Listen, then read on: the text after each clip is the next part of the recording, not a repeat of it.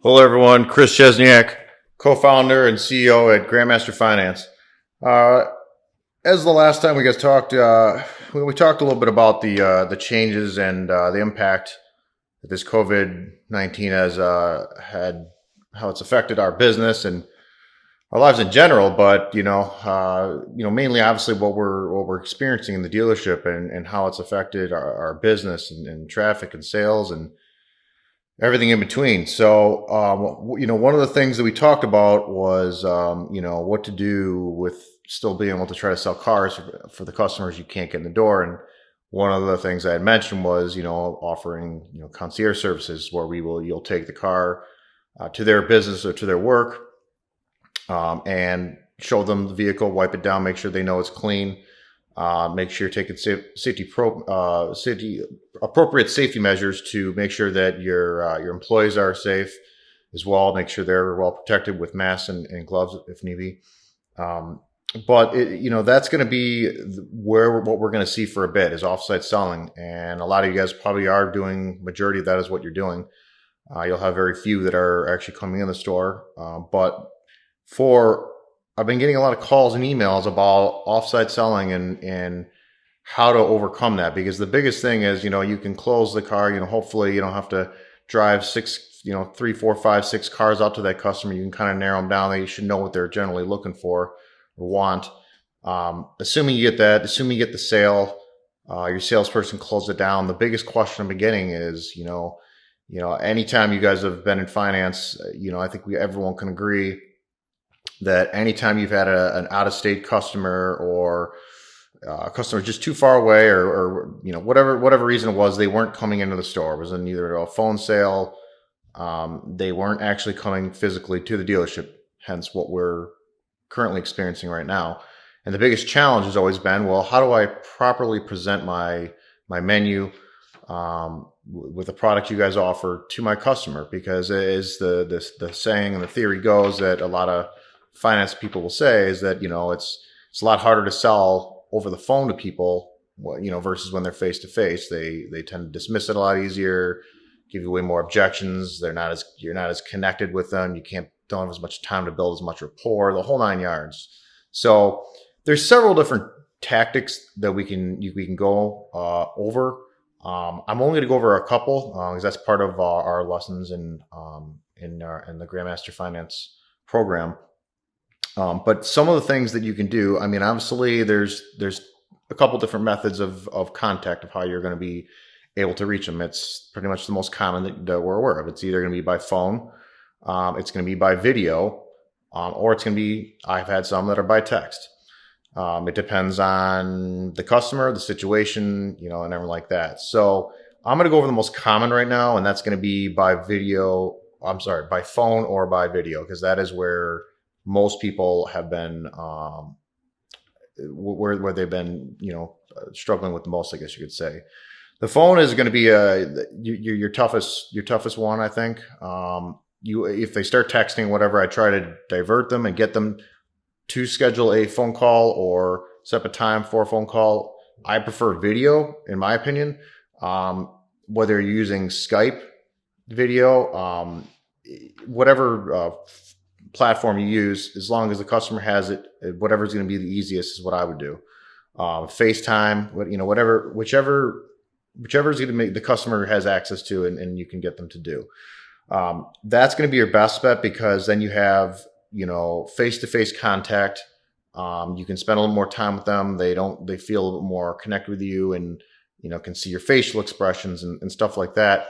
And it's a little more formal and personal. When you're over the phone, it's not as it's a little more cold, and they're a lot of the times, at least that I've seen, heard, and experienced, is that, when they know they're over the phone, they already know what you're trying to do. They know you're trying to pitch. Even if they go to a dealership and they know they're going to sit down in the finance office, they know they're going to get presented a menu, and they know that it's even brought more to attention when it's over the phone, and they can pretty much know to expect that.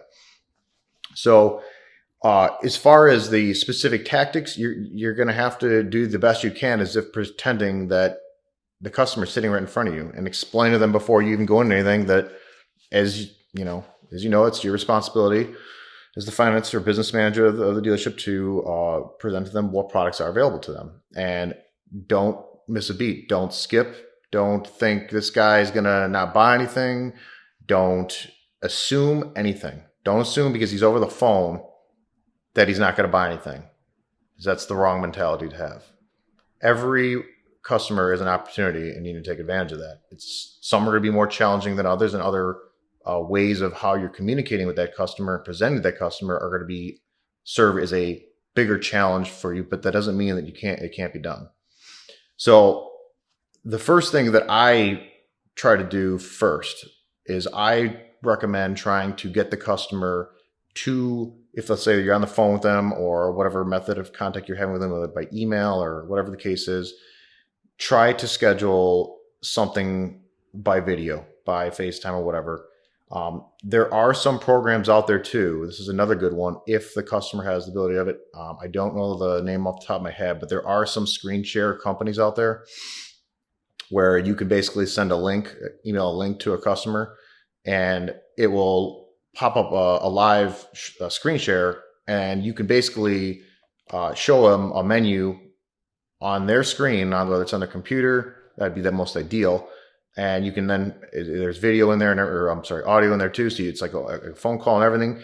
That's another way you can do it. Either or, whichever way you can do it, the best to do it is to get them on video where they can see you visually and everything like that.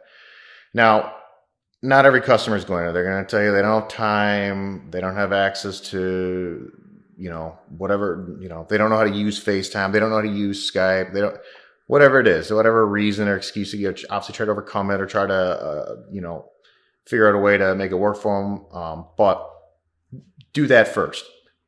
Try to get them on as a video call, because that you're going to have a much better shot doing that. Assuming that you cannot, for some reason, let's say it's an elderly person that maybe is just not very good with technology, whatever the case may be, that does not, you can't get them to do any kind of video or video call or anything like that, or screen share and like that, then that's when you're gonna have to go back to a phone call. And the only thing my recommendation is to try to have it be a little bit more about a conversation when you're presenting the menu, rather than, just full blur, going out and doing your menu. You really have to really focus on knowing that customer the best you can. What I also recommend doing before you even try presenting any kind of product to them or anything like that over the phone, obviously, as you know, one of the most important things is doing a customer interview. Doing a pre-customer interview before you even get to that point, obviously you still have to find out all the details about, just like a normal customer interview, finance interview. Ask them, how's it going to be titled and the whole 9 yards. You guys all know what I'm talking about. And finding out as much as you can about that customer at that time. And then, what might be their potential hotspots when you get to presenting them on the phone, and then really focus on that. Obviously present every product all the time, but know where to figure out where their hotspots are, because you're going to have, in my opinion, less time on the phone than you're not going to have opportunities where you can go back and maybe take another pass or a second pass in the process while you're doing paperwork, versus when they're in front of you, you're not going to have that opportunity. So you have to focus on spending the time where you really have to use your time management the best you possibly can, because you don't have as much time versus if someone's sitting right in front of you. So that is what I would do as far as the detail specific tactics on what I use. That's, in our program, but that is the approach that I usually recommend the best. There's other programs out there. I've heard there's programs out there. I think there's one out there. Darwin's got DocuSign. You can have the ability to e-sign documents with them and send them to them or whatever. Before then, you still gotta go over the products with them. So, just because a customer's not in your face does not mean they bought them when they're in your face to face in the box before. Doesn't mean they won't now. You just have a little more of an uphill battle. It's just not going to be as easy. But that doesn't mean to give up or be discouraged or to not think that it's not possible, because it is. There's people doing it all across the U.S. right now. So those are the main things that I would say. If you have a, a issue with getting a customer, even on the phone, let's say they're busy with whatever it's just they don't have time. You can't get them on the phone. They just want everything mailed or emailed to them, and whatever. Figure out what tactic you got to do. Whether you can try texting them. I don't advise that at all. But it's really up to you guys to figure out how you can get that customer to the form of contact that you want, and that's first on an offsite sale by video and by phone, obviously together. So keep that in mind. This is just a temporary period, but this is also a good brush up because there's always going to be phone sales and there's always going to be non-face-to-face sales in the future. So it's good to brush up on these skills, and so that you know how to attack them at any time, this point forward. So again, further closes and details are in grandmasterfinance.com in our programs there. These are some of the ways of how to approach them, though, and knowing that this is what it's going to take to still be able to properly present products to your customer, and knowing the most effective way to get through them, and the channels of how to do it.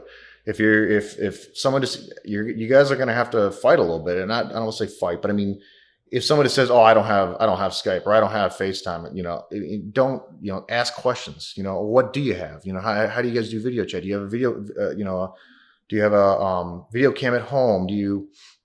It's a lot easier for me to go over everything, Mr. Customer, if I can show everything face to face rather than walking through everything over the phone.